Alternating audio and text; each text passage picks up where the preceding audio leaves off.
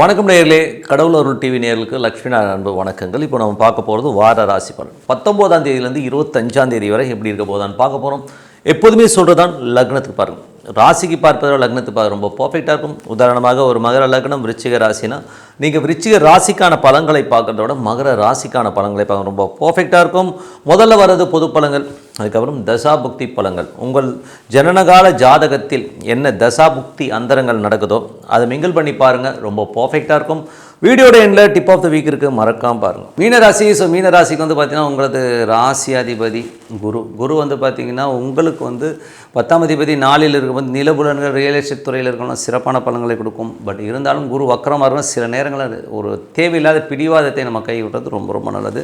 2 மற்றும் 9ஆம் அதிபதியான செவ்வாய் 11ல் இருக்கும்போது சிறப்பான பலன்கள், குடும்பத்துக்கு தேவையான பணம்லாம் வந்து ஒரு பெரிய அளவில் வரதுக்கான வாய்ப்பு. தந்தையார் வெளிநாட்டில் இருக்கவங்க இவங்களால் வந்து நல்ல ஒரு பெரிய பணம் சம்பாதிக்கிறதுக்கான வாய்ப்பு. வெளி மாநிலங்களில் இருக்கணும் நல்ல ஒரு பெரிய வருமானங்களை எதிர்பார்க்கறதுக்கான வாய்ப்பு ரொம்ப சிறப்பாக இருக்குது. ஏதாச்சும் ப்ராப்பர்ட்டி ஷேர் சம்மந்தமான விஷயங்கள் ஒரு வருமானங்கள் வரதுக்கான வாய்ப்பும் ரொம்ப சிறப்பாக இருக்குங்க.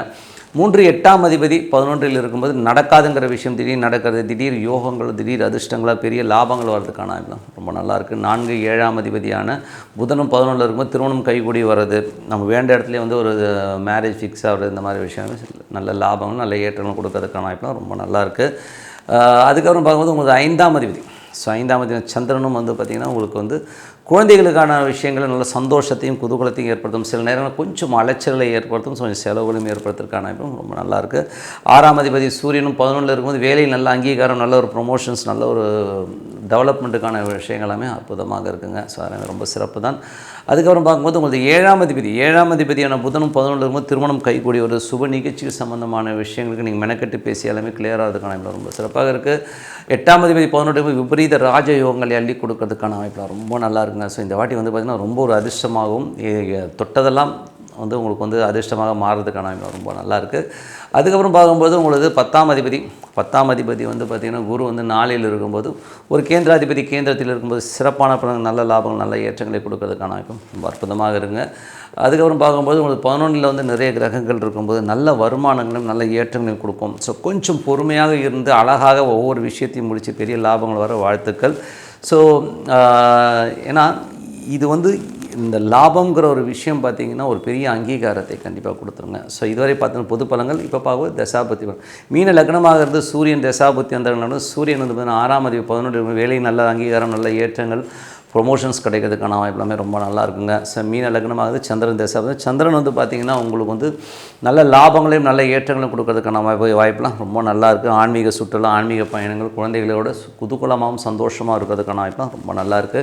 மீன லக்னமாகுது செவ்வாய் தசாபுத்தி இருந்தவர்கள். செவ்வாய் வந்து பார்த்திங்கன்னா 2 9ஆம் அதிபதி 11ல் இருக்கும்போது வெளிநாட்டில் இருக்கணும் பெரிய லாபங்களையும் குடும்பத்திற்கு தேவையான பெரிய வருமானங்களையும் கொடுக்கறதுக்கான வாய்ப்புலாம் ரொம்ப நல்லாயிருக்கு. மீன லக்னமாகுது ராகு தசாபுத்தி. ராகு வந்து 12ல் இருக்காங்க. ஸோ 12ல் இருக்கும்போது கொஞ்சம் நமக்கு வந்து அலைச்சல்கள் கொஞ்சம் ஜாஸ்தியாக இருக்கிற மாதிரி ஃபீலிங் கண்டிப்பாக இருக்கும். மீன லக்னமாக இருந்து குரு தேசாபதி குரு வந்து பார்த்திங்கன்னா அவங்க வந்து 10ஆம் அதிபதி 4ல் இருக்கும்போது ரியல் எஸ்டேட் வண்டி வாகனங்கள் துறையில் இருக்கிறவங்களுக்குலாம் வந்து நல்ல லாபங்கள் நல்ல ஏற்றங்கள் வரதுக்கான வாய்ப்பு. பட் ஆனால் கொஞ்சம் ஸ்லோவாக வர மாதிரி ஃபீலிங் கண்டிப்பாக இருக்கும். தாயார் வந்து கொஞ்சம் வந்து பிடிவாதமாக இருக்கிற மாதிரி ஃபீலிங் கண்டிப்பாக ஏற்படுத்தும். மீன லக்னமாகுது சனி தசாபதி. சனி வந்து பார்த்திங்கன்னா உங்களுக்கு வந்து 11 12ஆம் அதிபதி உங்களுக்கு வந்து ராசியிலே இருக்கும்போது பெரிய லாபங்களை நோக்கி உங்கள் எண்ணங்கள் செல்லும். ஏதாவது பெருசாக சாதிக்கணுங்கிற எண்ணங்களை எல்லாமே கண்டிப்பாக கொடுக்குங்க. மீன லக்னமாக புதன் தசாபுத்தி அந்தரங்கள். புதன் வந்து பார்த்திங்கன்னா உங்கள் 4 7ஆம் அதிபதி 11ல் இருக்கும்போது சுப நிகழ்ச்சி நடத்துறதுக்கான வாய்ப்புலாம் இருக்குது. புதிய நிலபுலன்கள், வண்டி வாகனங்கள் வாங்குகிற யோகங்கள் எல்லாமே அற்புதமாக இருக்குங்க. மீன லக்னமாக கேது தசாபுத்தி. கேது வந்து 6ல் இருக்காருங்க. 6ல் இருக்கும்போது சுக்கிர சாரத்தில் இருக்கும்போது வேலையில் நல்ல ஏற்றங்கள், வேலையில் இருந்த இடைஞ்சல்கள்லாம் நீங்கள் ஒரு பெரிய லாபங்களையும் பெரிய ஏற்றங்களையும் கொடுக்கறதுக்கான வழக்குகளில் ஒரு பெரிய வெற்றி கிடைக்கிறதுக்கான வாய்ப்புலாம் ரொம்ப நல்லாயிருக்கு. மீன லக்னமாகுது சுக்கிர தசாபதி. 3 8ஆம் அதிபதி 11ல் இருக்கும்போது வழக்குகளில் வெற்றி, நடக்காதுன்னு நினச்ச இந்த ஒரு விஷயம் திடீர்னு நடந்த ஒரு பெரிய வெற்றிகளையும் பெரிய லாபங்களையும் கொடுக்கறதுக்கான ரொம்ப சிறப்பாக இருக்குது. ஸோ என்னை பொறுத்தவரை நல்ல ஒரு பிரார்த்தனை, மனதார இறைவனை பிரார்த்தனை பண்ணுவோம், கண்டிப்பாக அடுத்த லெவலில் வரதுக்கான ரொம்ப சிறப்பாக இருக்குது. Tip of the week. So tip of the வீக்கில் வந்து பார்த்திங்கன்னா சாமி நம்மக்கிட்ட பேசுமா அப்படிங்கிறது நிறைய பேருடைய கொஸ்டினாக இருக்குது. ஸோ இது வந்து உண்மையா இல்லையா, எப்படி பேசணும் அப்படின்னா வந்து நீங்கள் நினைக்கலாம். பட் சாமி வந்து எப்படி பேசணும், ஒரு இன்ட்யூஷன் மூலியமாக தொடர்பு கொள்வதற்கான வாய்ப்பு நிறைய இருக்குது. ஸோ என்னுடைய லைஃப்பில் நடந்த ஒரு விஷயம் பார்த்திங்கன்னா, யோகியின் சுயசரிதை அப்படிங்கிற ஒரு புத்தகம் எனக்கு கைக்கு வந்தது. அவர் ஒருத்தர் கொடுத்தாருன்னு வச்சுக்கோமே.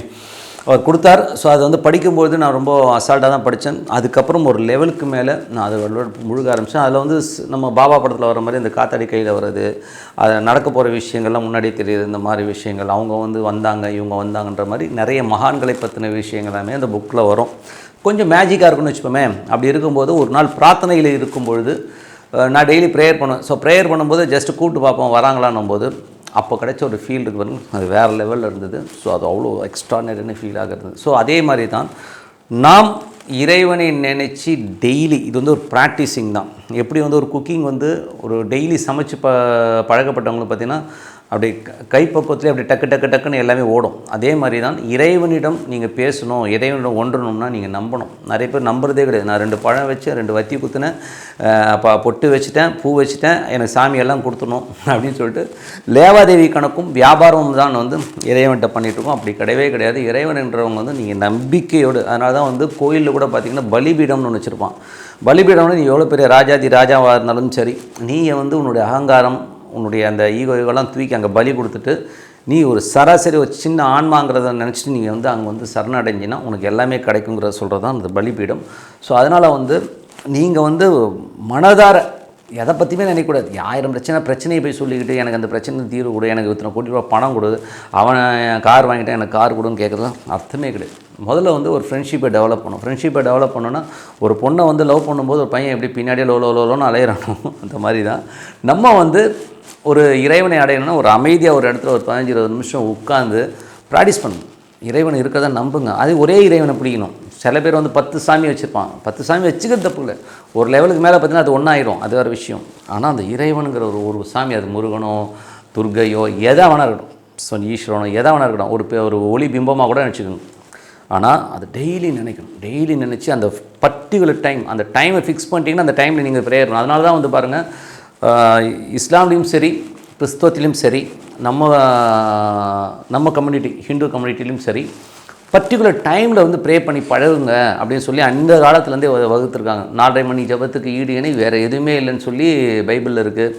அதிகாலையில் வந்து துவா பண்ணுறவனுக்கு வந்து பார்த்திங்கன்னா அவ்வளோ பவர்ஸ் கொண்டுன்னு சொல்லி அல்லாஹ் சொல்கிறேன். நம்மளது வந்து பிரம்ம முகூர்த்தத்தில் செய்கின்ற அத்தனை வேலும் ஜெயம்னு சொல்கிறோம். ஸோ அந்த மாதிரி ஒரு பர்டிகுலர் டைமை ஃபிக்ஸ் பண்ணி இறைவன் அங்கே இருக்கிறதா நினச்சி உட்காந்து ப்ரேயர் பண்ணி பாருங்கள். இறைவன் உங்களிடம் கண்டிப்பாக பேசுவார். எப்படி பேசுவார்னா உங்களால் உணர முடியும். அவரை பார்க்க முடியுமானா எனக்கு தெரியாது, ஆனால் உணர முடியுமா கண்டிப்பாக உணர முடியும். அது மட்டும் இல்லாமல் இறைவன் வந்து உங்களுக்கு வந்து வேறு விதமாக ஒரு மனித ரூபத்தில் வந்து நிறைய விஷயங்களை உங்களுக்கு கொடுப்பாருங்கிறது வந்து மறுக்க முடியாத உண்மை. என் வாழ்க்கையில் இந்த மாதிரி இன்சிடென்ட்ஸ் நிறைய நடந்திருக்கு. ஸோ அதனால் வந்து இறைவனை கண்மூடித்தனமாக, அது எப்படி தெரியுங்களா, டேம் ஷியோராக நம்புகிறோம். அந்த மாதிரி வந்து மனதால் இறைவனை வந்து நம்பும்போது கண்டிப்பாக இறைவன் வந்து உங்கள்கிட்ட வருவார், பேசுவார், உங்களோட காண்டாக்டில் இருப்பாருங்கிறது உண்மையான விஷயம். பண்ணி பாருங்கள். அற்புதமாக உங்களுக்கு வந்து அடுத்த தளத்துக்கு கொண்டு போகிறதுக்கான வாய்ப்புகள் அத்தனையுமே இறைவன் கொடுப்பாருங்கிறது உண்மையான விஷயம் சொல்லிட்டு உங்களிடம் விடைபெறுவது உங்கள் லட்சுமி நாராயணன். நன்றி, வணக்கம். கடவுள் அருள் டிவியை பார்த்தமைக்கு நன்றிகள். மேலும் இது போன்ற தகவல்களை தெரிந்து கொள்ள கடவுள் அருள் டிவியை சப்ஸ்கிரைப் செய்யுங்கள். மறக்காமல் பெல் ஐக்கானை கிளிக் செய்யுங்கள்.